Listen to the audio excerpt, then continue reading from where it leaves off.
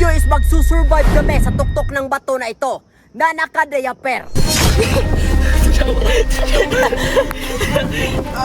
Grabe, napakaginaw. Nanginginig na kami. Malapit ang gumabi pero pasumasa na kami. Traffic, baka natin lumipat.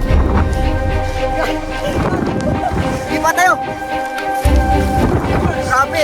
Ito na siguro ang isa sa pinakabuwis buhay na content na ginawa namin.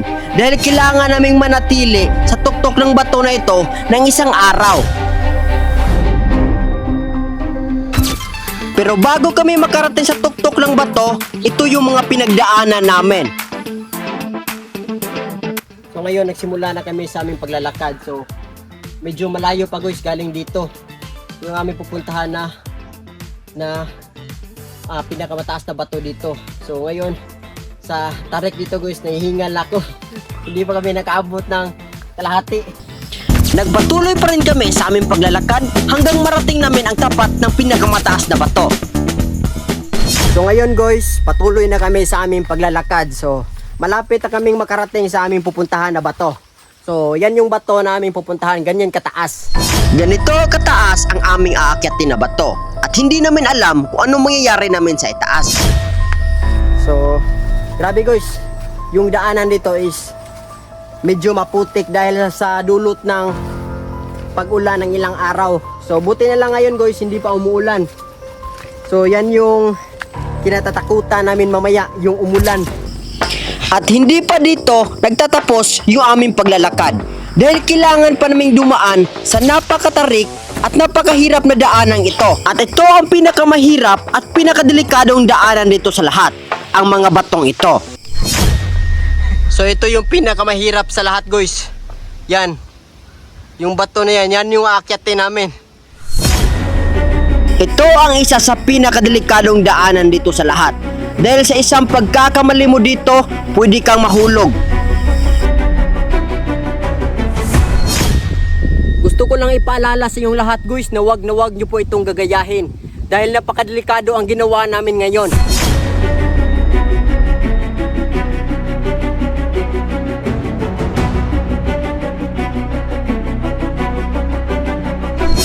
Nga, ano man na ang bibi na, nagluya man na ang bibi na. Hindi na po ko sunod content niyo eh. Grabe. Labo pa mong tagiwagan, ane.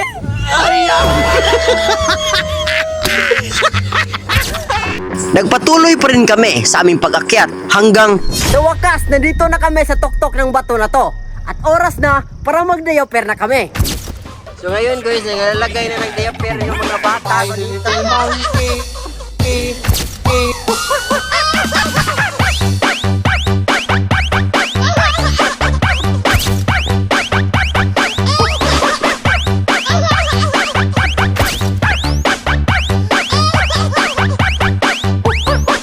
Ngayon, alas 11 na ng umaga at ito yung unang oras na mag-start kaming mag-diaper dito sa tuktok ng bato na to.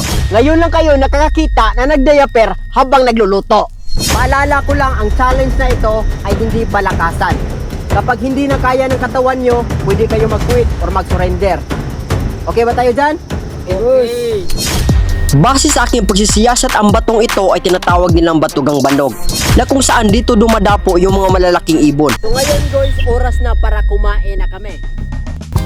At dito kumain kami ng aming tanghalian. At ngayon lang siguro kayo makakakita na nag-aanway na naka-diaper.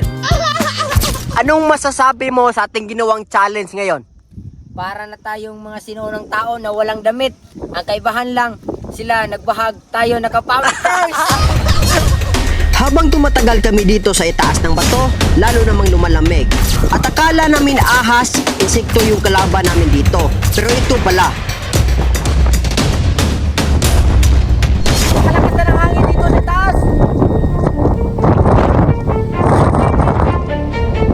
Lapit ang ulan. Ito yung pinakatakutan namin dito. Pero wala kami ibang pansulungan kundi yung mga bato lamang. Grabe.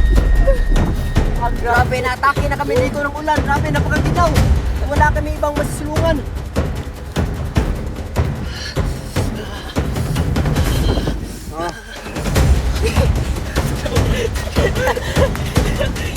Grabe, napakaginaw. Nanginginig na kami. Malapit ang gumabi, pero papunta sana kami. Padayon, go! Ah, grabe ang talent nito. Grabe, kaya natin lumipat. Lipat tayo. Grabe, para kaming sumabak sa gira dito. At buti na lang, humupa yung ulan. So ito yung mga kasamahan ko dito. Grabe. Ginaw na kami. Wala yan. Grabe guys, gusto tayo mga jumper namin. Ito yung mga diaper namin guys. Bukas na! Parang nalagyan na ng tubig dahil sa ulan. Punong-puno na. So ngayon, naghahanda na ako ng pagkain para sa aming hapunan mamaya. Kumakain na kami sa aming hapunan ngayon. So, isikan pa rin kami dito dahil sobrang lambing na guys habang gumagabi. So, kain muna kami guys. Buti na lang may dala kaming ring light dito. Gumagabi na dito at lalong mas nahihirapan kami sa pagtulog dahil sa sobrang lamig. Di kasi kami sanay na walang damit at ang pinakamahirap pa dito sa lahat ay walang maayos na higaan dahil sa sobrang daming bato. Time check tayo ngayon, alauna na ng umaga at hindi pa rin kami masyadong nakatulog ng maayos dahil sa sobrang lamig dito sa itaas ng bato. Grabe, nagsisiksikan kami dito para lang magapan yung lamig. So ito yung status ng mga kasamahan ko. So yan yung pwesto nila. Ganyan sila para lang maagapan yung lamig. Yan, ganyan sila natutulog. Ito yung isang kasamahan ko. Grabe, napakahirap talaga dito sa itaas ng bato guys na walang kumot. Kanya-kanya lang talaga kami ng diskarte yan.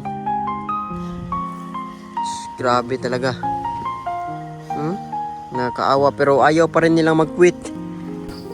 Ganito kahirap gumawa ng content.